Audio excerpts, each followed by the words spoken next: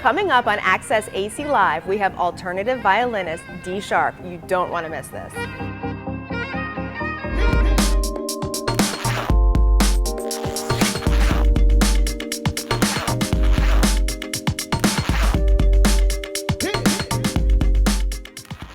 Welcome to Access AC Live. We're broadcasting from One Atlantic Events located at the Pier Shops at Caesars. One Atlantic Events overlooks the ocean and the boardwalk in Atlantic City, and it's the only event center that does this. So if you have any type of meeting or event, definitely check out One Atlantic Events. On today's show, we are talking to violinist DSharp. Now, when you come to Atlantic City, there's all kinds of entertainment that you can find in all of the casinos and in some of the smaller venues as well, but not as unique as DSharp, and we're going to find out why in a minute. Thank you for coming on the show, DSharp. Thank you for having me. So tell us about your name, DSharp. Where'd you get that? Let's see. When I was about 15. I was looking for a stage name. Was trying to be cool. Okay. And I came up with a lot of different. I wanted something musical. I came up with a lot of different names that just would not work.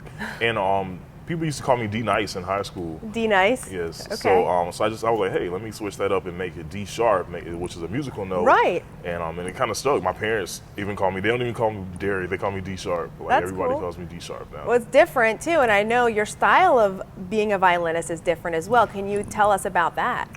Well, I did strictly classical music for the first maybe 3 years of performing and playing, and it just wasn't enough for me. I love classical music. I always will have a love for it because it taught me so many things. But I used to, go to my radio and just listen to the radio and just play songs and play them for my friends, and they would just go crazy when they heard it. And so I guess they gave me fuel to do more original stuff like that, and then start creating my own music. And I've always had a love for other types of music, like dance music, hip hop, R&B, rock, and all that type of stuff. So I figured, why can't I, use these different genres in what I'm already doing?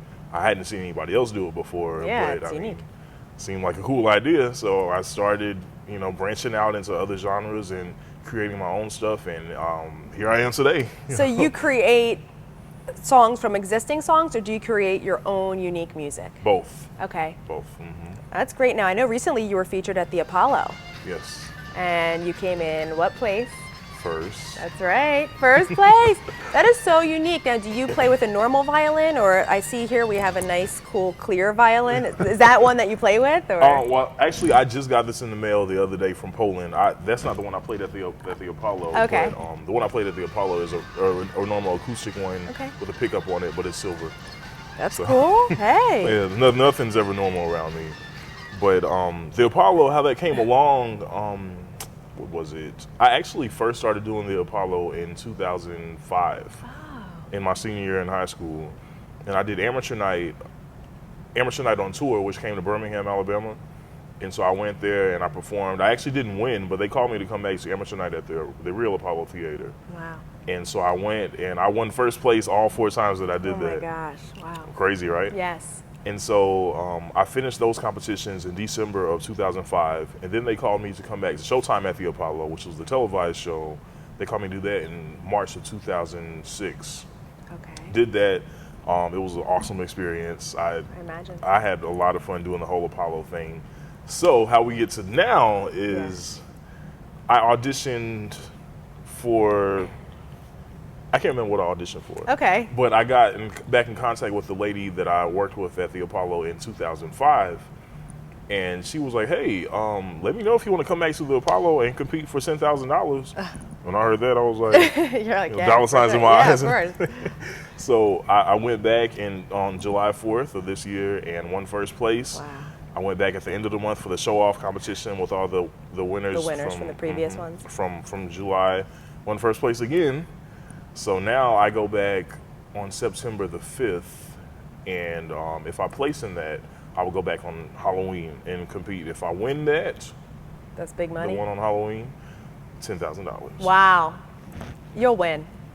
Thank you. Yeah, you're so unique. I mean, it's such a cool concept to think that someone goes to school to be a violinist. Let's go back to even when you were younger. How did you know you wanted to play the violin? I didn't. Okay. I didn't. Just kind of happened. Well, when I was in 6th grade, they told us to choose, like it was like the first couple of days of school, they told us to choose band, art, or string orchestra. I chose the band. I thought I wanted to play, you know, the trumpet or something, because I didn't really know about a lot of different instruments. I know I wanted to play music, but I just didn't really know which one, of course. So I got to the band, and they said that they didn't have any more school instruments available that we could borrow from the school. My family didn't have money to just go buy an instrument. So they told me that the orchestra had, you know, instruments we could borrow, and I was like, well, okay. So I went and started playing viola. Viola is my primary instrument. That's the one I've always studied. What's the difference between that and a violin? Viola's a little bit bigger. This is actually the size of a viola. You can tell it's a little bigger than a violin would normally be. Right, okay. Yeah, and it has a deeper tone. So I started playing viola, immediately fell in love with it the first day that I had it. Didn't even know how to play the instrument. I just knew I loved it. Okay. I started playing, I couldn't put it down, and I played it every day. I can't say that I practiced every day, but I played every day. So you just picked up rhythm yourself, and you learned how to do it on your own. Also, of course, in school, you learned all the technicalities with it, but yeah, and I think I always had a musical ear, and I think when I think about it, I think I've always had perfect pitch. You know what perfect pitch is? I don't know. Well, you tell us. Perfect pitch is when somebody can go to maybe a piano or something and play just some random notes, and I'll be able to tell them what notes they are without even looking at the piano or having an instrument in my hand. Or they can play a chord, and I'll be able to let them know, you know, what notes are in the chord. Or you can even like knock on a wall or something. I can tell you what note that, that it was that you knocked on. Wow, that's a gift. It's kind of crazy. It's a gift and a curse, but more of a gift. Gift, yes. I think a lot of people would like that. It's pretty cool. It's a cool little trick that I show people every now and then. Yeah, I mean, it's very neat, especially for professional musicians, and you're competing with all these great people, and now you're performing with all these great people. It makes it a lot easier to, you know, pick up on songs, like when I'm playing in clubs and everything with different DJs. Yeah. I can jump right in and play with them because I already know what key it's in just by listening to it. And a lot of times I've probably already heard the song. Do you have any, is there any controversy, like, because you're such a big guy and you have this violin, how does that, do people ever say anything to you, like, why did you pick that? You could have been, you know, with a bigger instrument. Well, you know, of course, everybody always thinks I play everything but violin. Right. Viola.